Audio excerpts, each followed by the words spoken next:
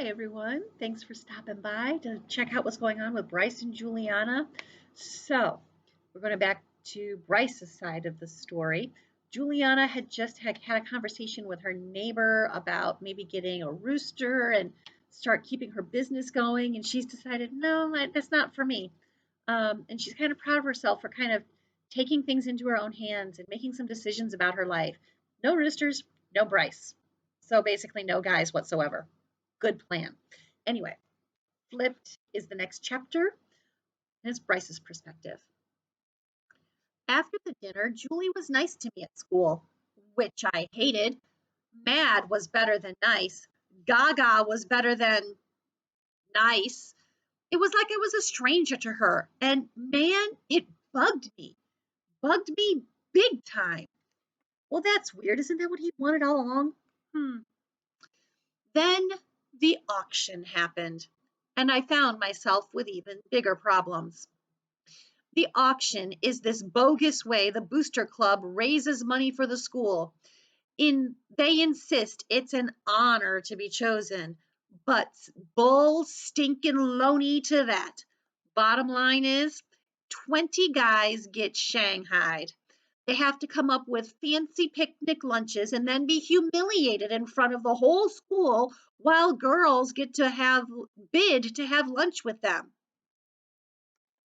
Wrap your head around this. You bring in this fancy lunch, and then they have this auction, and girls bid money to see who gets to have lunch with you. That is so wrong.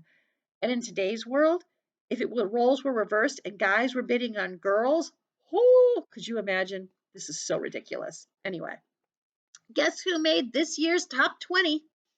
You would think mothers would say, hey, there's no way you're going to auction my son off to the highest bidder. But no. Instead, they're all flattered that their son has been elected a basket boy. Yes, my friends, that's what they call you. Over the PA, you hear stuff like, there will be an organizational meeting of the newly elected basket boys in the MPR at lunch today. All basket boys must attend. Pretty soon, you've completely lost your name. You and 19 other saps are known simply as Basket Boy. My mom, of course, was into it, coming up with all sorts of stuff to put in my basket so I would get the highest bid. I tried to explain that I didn't want to be in Mayfield Junior High's Basket Boy Hall of Fame, and that really was and that what was in the basket really didn't matter. It wasn't like the girls were bidding on the basket. When you got right down to it, this was a meat market. You eat lunch on campus, and that's the end of it. It's hardly a meat market, Bryce. It's an honor. Besides, maybe someone really nice will bid on you and you'll make a new friend. Mothers, they can be in such denial. And then Garrett bends my ear with news that Shelley Stalls is breaking up with Mitch Michelson and that she, Miranda Humes, and Jenny Atkinson are starting some bidding war over me. Dude, he tells me, the two hottest chicks on campus. And I swear to God, man, Shelley's dumped Mitch because of you. I heard it direct from Shangier. And dude, Shangier, the ear knows all. He throws me this nasty grin and says, me? I'm rooting for Jumbo Jenny. It would serve you right for being such a basket boy. I told him to shut up, but he was right. With the way my luck was running, I'd probably get stuck with Jumbo Jenny. I could just see it. 6 feet of beefy babe downing both halves of my lunch and then coming after me. Jenny is the only girl on campus, any guy or girl on campus, who can dunk a basketball. The whole gym shakes when she lands, and she's got no, you know, female parabolas. And the girl could shave her head and make the NBA. Seriously, no one would ever suspect. Her parents give her anything she wants, too.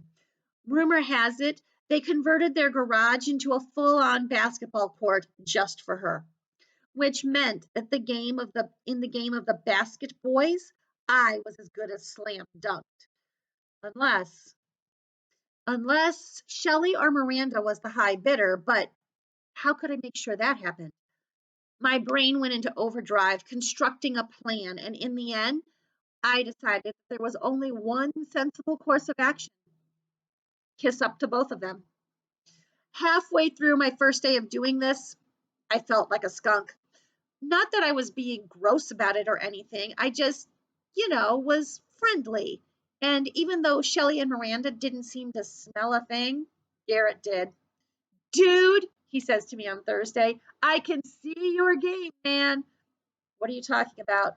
Don't deny it, dude. You're working both of them. He comes up and whispers in my ear, basket boy or not, I'm in awe. Shut up, man. Seriously, the ear says they were like clawing at each other in phys ed today. I had to know. What about Jumbo Jenny? He shrugs.